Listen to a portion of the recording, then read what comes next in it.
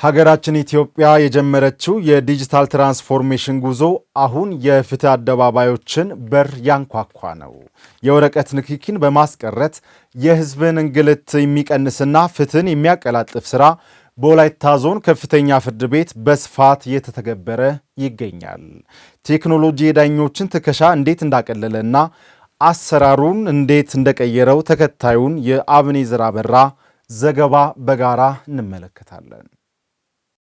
ዲጂታል ኢትዮጵያን ለመገንባት እንደ ሀገር ከተያዙ ግዙፍ እቅዶች መካከል አንዱና ዋናው የአገልግሎት ሰጪ ተቋማትን አሰራር ማዘመን ነው። ይህንን ሀገራዊ የሪፎርም እንቅስቃሴ በግንባር ቀደምትነት የተቀላቀለው የወላይታ ዞን ከፍተኛ ፍርድ ቤት አገልግሎቶችን ሙሉ በሙሉ ወደ ዲጂታል መስመር የማሸጋገር ታሪካዊ ምዕራፍ ላይ ይገኛል። ሰዎች ያው እንግዲህ የራሳቸውን ቀጠሮ ለማወቅ መዝገቦቻቸው የተቀጠረበት ምክንያት ለማወቅ ረጅም መንገድ ተጉዞ ይመጡ ነበርና ይህንን ሁኔታ ለማስቀረት አስበን ያበለጸግነው ዌብሳይት አለና ዌብሳይት አገልግሎት የሚሰጠው በስልኮቻቸው በሞባይል ቀፎቻቸው በመጠቀም ኢንተርኔት ውስጥ ገብቶ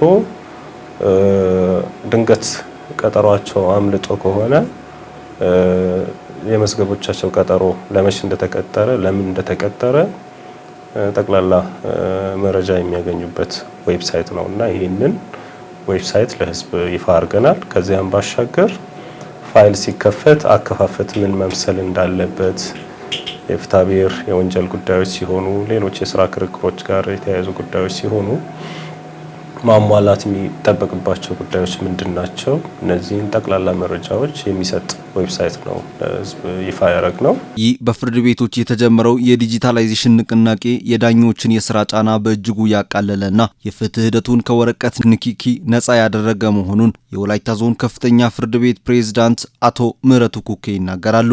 በጣም ብዙ ገጽ ያለው መዝገብ አለ። ከ1000 ገጽ በላይ የሚሸከም መዝገቦች አሉ እና እንግዲህ 3 እና 4 መዝገብ እንደዚህ አይነት ገጽ ያለውን መዝገብ ዳኛ እንግዲህ ያው የ8 ሰዓት ሰራተኛ ብቻ አይደለም፣ ምሽትም መዝገብ እየሰራ ነው የሚያድረውና ስለዚህ የግድ ውሳኔዎችን ትዕዛዞችን ለመስራት ቤት መዝገብ ተሸክሞ መሄድ አለበትና ይህንን ተሸክሞ ሲሄድ ከፍተኛ የሆነ ሎድ ያለው ነው። ኖርማሊ ሃርድ ኮፒውን ተሸክሞ ስለሚሄዱ ማለት ነው።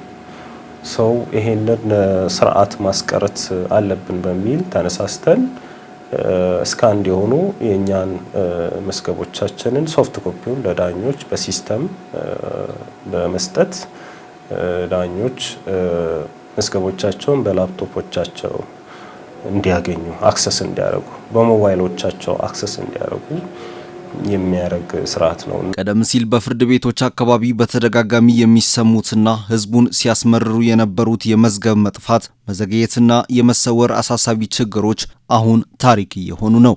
አዲሱ የዲጂታል የጉዳዮች ፍሰት አስተዳደር ስራውን ከምን ጊዜውም በላይ አቀላጥፎታል። የመዝገብ መጥፋት ከዚያ ጋር የተያያዙ ጉዳዮች መዝገብ ብዙ ጊዜ ይሰወራል። እኛ ቤት እንግዲህ በሺዎች የሚቆጠሩ መዝገቦች አሉና ኢንቴንሽናልም ሊሆን ይችላል ኢንቴንሽናልም ባልሆነ ሁኔታ መዝገቦች አንዳንድ ጊዜ ሊሰወሩ ይችላሉና የተሰወሩ መዝገቦች ብዙ ጊዜ ባለጉዳይ ያመላልሳሉ፣ ለእንግልት የሚዳርጉ ናቸው እና ይህንን ችግር ለማስቀረት አስበን መዝገቦች በሙሉ እኛ ቤት ያሉት በሶፍት ኮፒ ተቀይሯል እና ይህ በሶፍት ኮፒ የተቀየረው መዝገብ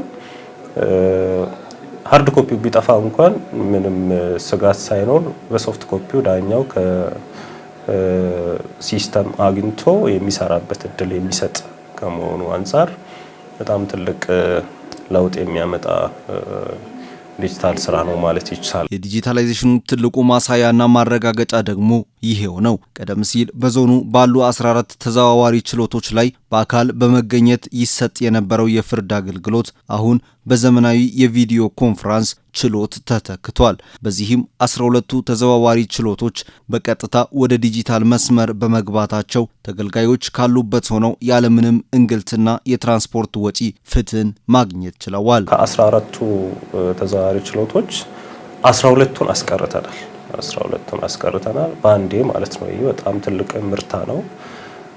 በአሁኑ ሰዓት እንግዲህ በ12 ወረዳና ከተማ ፍርድ ቤቶች የኛ ተዘዋዋሪ ችሎት በቨርቹዋል ችሎት እየተካሄደ ነው። ያ ማለት ዳኞች ወደዚያ መሄድ ሳያስፈልግ ባለጉዳዮችም በዚያው ባሉበት አካባቢ ፍርድ ቤት ቀርቦ በኦንላይን ችሎቶቻቸው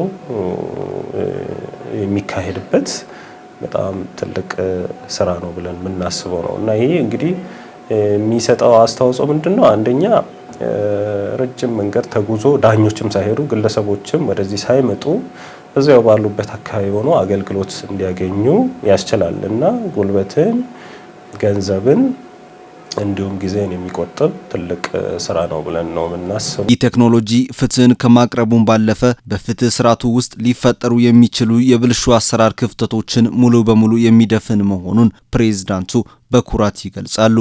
ከኪራይ ሰብሳቢነት ጋር የተያያዙ ብልሹ አሰራሮችን ሊያስወግድ የሚችል ትልቅ ምርታ ነው ብለን እናስባለን። ምክንያቱም ባለጉዳዮች ከፍርድ ቤት ሰራተኞች ጋር ከፍርድ ቤት አገልግሎት ሰጪዎች ጋር ቀጥታ ግንኙነት አይኖራቸው።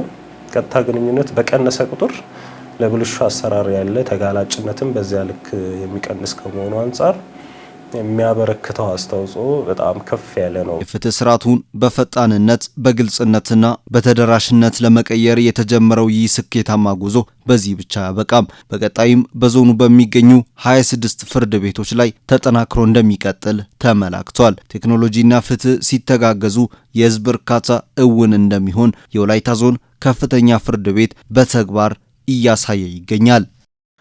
በሰባተኛው ሀገራዊ ጠቅላላ ምርጫ በንቃት በመሳተፍ ለሀገራችን የሚበጅ መንግስት ለመምረጥ ተዘጋጅተናል አሉ የወላይታ ሶዶ ከተማ ነዋሪዎች።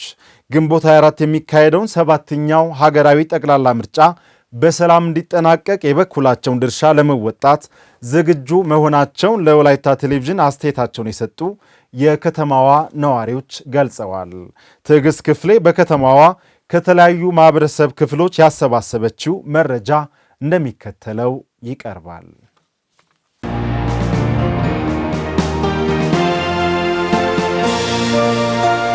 በማለዳ ተነስተን ምርጫችንን ካርዳችንን ለምንመርጠው ፓርቲ ለመስጠት ዝግጅት ሁሉ አጠናቀን ካርድ ወስደን ሁላችንም ተዘጋጅተን ያለን ዝግጅቱን ካርዱን ወስደን ሰኞ ጧት ሄደን ለመምረጥ በጣም ዝግጅት አድርገናል።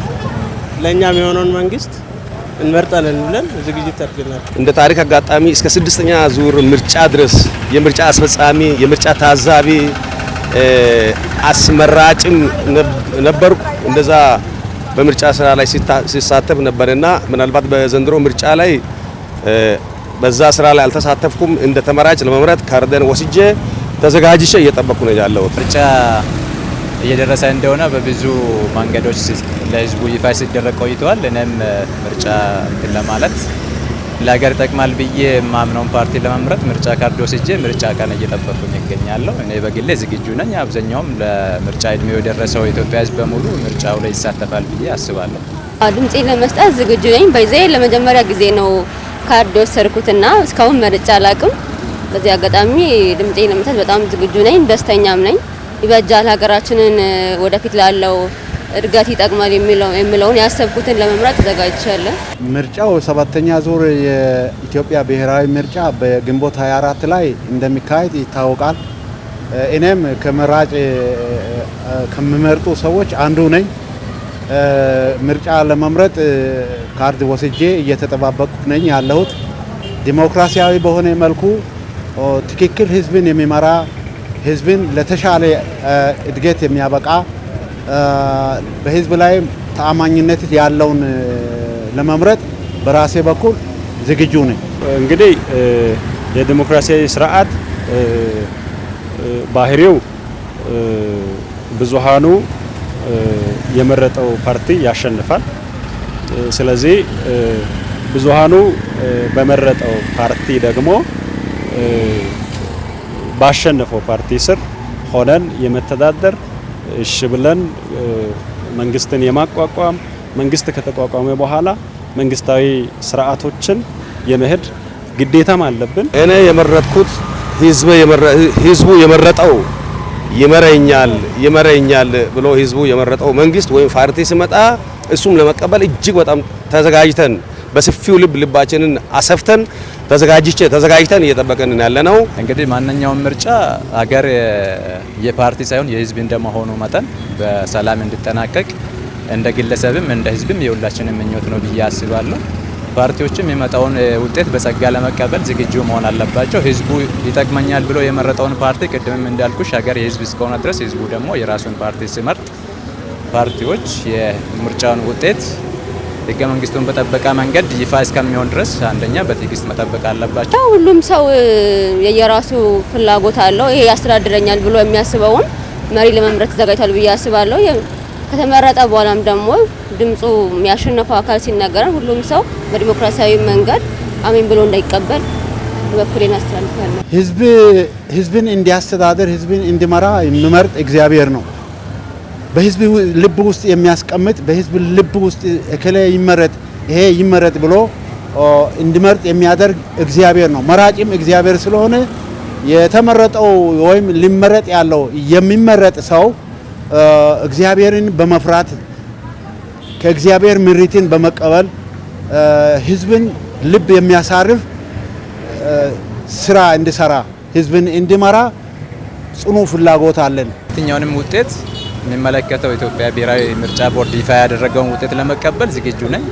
ሲጀመር እኔ ዜጋ ነኝ፣ ፓርቲ እንትንም አይደለሁም። የሚቃወምም የሚደግፍም ሌላ እንትን የለኝም። በግሌ የሚመርጠውን ፓርቲ እመርጣለሁ። እንደ እድል ሆኖ የመረጥኩት ፓርቲ ካሸነፈ ደስ ይለኛል፣ ካልሆነም በጸጋ ለመቀበል ዝግጁ ነኝ። ህዝብ በሚሰጠው ድምጽ ህዝብ በሚሰጠው ውጤት አምነው ተሸንፈው ባሸነፉት ፓርቲ ስር ሆነው ለቀጣይ ምርጫ አዲስ ሀሳብ ይዞ መቅረብ አስፈላጊ ነው። ስለዚህ እኔም በዚሁ ልክ ተዘጋጅቼ እኔ የሚመርጠው ፓርቲ ካሸነፈ ያሸንፋል፣ ካልሆነም ባሸነፈ ፓርቲ ስር ሆኜ በሚቀጥለው የኔ ፓርቲ ደግሞ ወይም እኔ የሚመርጠው ፓርቲ በሚቀጥለው ምርጫ እንዲያሸንፍ ሀሳቦችን ከማቅረብ ውጪ ያሸነፈውን ፓርቲ በጸጋ የመቀበል ስለ ልቦናዊ ዝግጅት አድርገን ያለና የህዝብን ኃላፊነት ተቀብሎ ህዝብን በታማኝነት እንዲመራ